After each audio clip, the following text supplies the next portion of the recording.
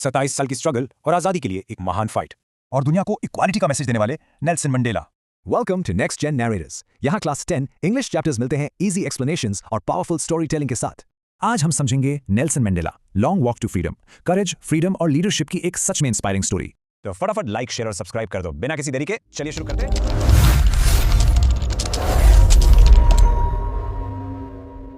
Hey learners, welcome to this interactive explainer. Board exams बिल्कुल आने वाले हैं, राइट? तो आज हम नेल्सन मंडेला के iconic chapter long walk to freedom को बिल्कुल एग्जाम के पॉइंट ऑफ व्यू से डीकोड करने वाले हैं। हम सिर्फ स्टोरी नहीं पढ़ेंगे, हम एग्जैक्टली वो पॉइंट्स निकालेंगे जो एग्जामिनर्स आपके आंसर्स में ढूंढते हैं। ट्रस्ट मी, इस मास्टर क्लास के बाद आप इस चैप्टर के किसी भी ट्रिकी क्वेश्चन को ईजिली टैकल कर लोगे। फटाफट आज का हमारा रोड मैप देख लेते हैं। हम स्टार्ट करेंगे द डॉन ऑफ फ्रीडम से, फिर चेक योर नॉलेज में कुछ पोल्स होंगे, उसके बाद character transformation, core theme of true courage, the twin obligations और आखिर में फाइनल एग्जाम प्रेप। अपनी नोटबुक्स बिल्कुल रेडी रखिए। चलिए सीधा चलते हैं हमारे पहले सेक्शन पर, द डॉन ऑफ फ्रीडम, 10 मई 1994 का वो ऐतिहासिक दिन। ओके, तो सबसे पहले इस टर्म को क्लियर करते हैं, अपार्थाइड। आखिर मंडेला और उनकी अफ्रीकन नेशनल कांग्रेस किस चीज के खिलाफ लाइफ लॉन्ग लड़ाई लड़ रहे थे? अपार्थाइड एक ऐसी ब्रूटल पॉलिटिकल सिस्टम थी जिसने लोगों को लिटरली उनके स्किन कलर के बेसिस पर डिवाइड कर दिया था। अपने एग्जाम्स के लिए आपको ये एग्जैक्ट डेफिनेशन डेफिनेटली याद रखनी है। अब ध्यान दीजिए, ये एक बहुत ही क्रूशियल कॉन्ट्रास्ट है जो बोर्ड एग्जाम्स में बार बार पूछा जाता है। मंडेला अपनी स्पीच में व्हाइट सुप्रीमेसी और डिस्क्रिमिनेशन के उस लंबे दौर को एन एक्स्ट्रॉर्डिनरी ह्यूमन डिजास्टर कहते हैं, और उसके ठीक ऑपोजिट ग्लोरियस ह्यूमन अचीवमेंट का मतलब है आखिरकार एक नॉन रेशियल डेमोक्रेटिक गवर्नमेंट का बनना, एक ऐसी गवर्नमेंट जो सबको इक्वल मानती हो। और ये शिफ्ट कितना मैसिव था, आप बस इस बात से अंदाजा लगाइए। जो मिलिट्री जनरल्स आज अपनी चेस्ट पर मेडल सजाए मंडेला को सल्यूट कर रहे हैं ना, एक्चुअली कुछ ही साल पहले तक वही जनरल्स उन्हें क्रिमिनल मानकर अरेस्ट करने से पीछे नहीं हटे। तो ये सिर्फ पावर का शिफ्ट नहीं था यार, ये लोगों की मेंटालिटी का एक बहुत बड़ा बदलाव था। Okay, time for a quick pause. Let's check your knowledge with our first interactive poll.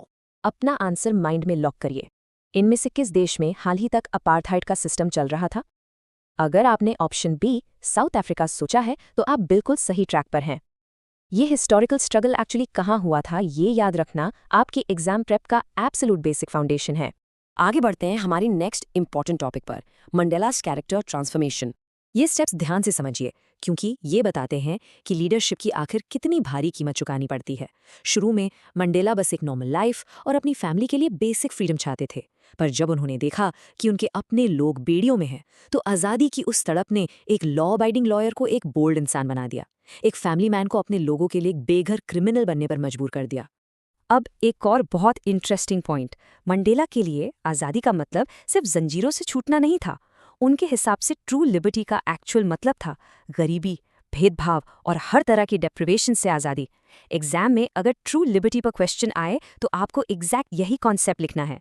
लेकिन देखो, हम इस पूरी आज़ादी का क्रेडिट अकेले मंडेला को नहीं दे सकते, राइट? हमें उनके इन प्रोमिनेंट कॉमरेड्स को भी याद रखना होगा, जैसे ओलिवर टेम्बो और वॉल्टर सिसुलू। ये वो लोग थे जिन्होंने इस फ्रीडम को सिक्योर करने के लिए लिटरली अपनी लिमिट्स क्रॉस की और अकल्पनीय दर्द सहा।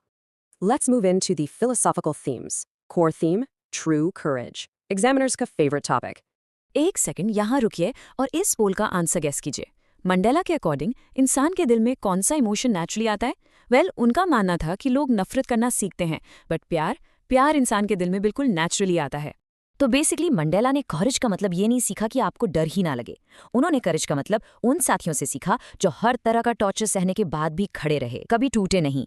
डर पर जीत हासिल करना ही ट्रू करेज है, not the absence of fear. Make sure you highlight this in your exams.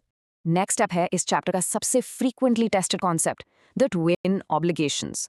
ऐसे समझिए, मंडेला बताते हैं कि नॉर्मल सोसाइटी में हर इंसान के दो ऑब्लिगेशंस यानी फर्ज होते हैं, पहला अपनी फैमिली के लिए और दूसरा अपनी कंट्री के लिए। पर ट्रैजिक रियलिटी ये थी कि अपार्थाइड वाले साउथ अफ्रीका में एक मैन ऑफ कलर के लिए इन दोनों को एक साथ निभाना लिटरली इम्पॉसिबल था। अगर कोई ब्लैक मैन देश के लिए कुछ करता तो उसे उसकी फैमिली से अलग करके सजा दी जाती थी।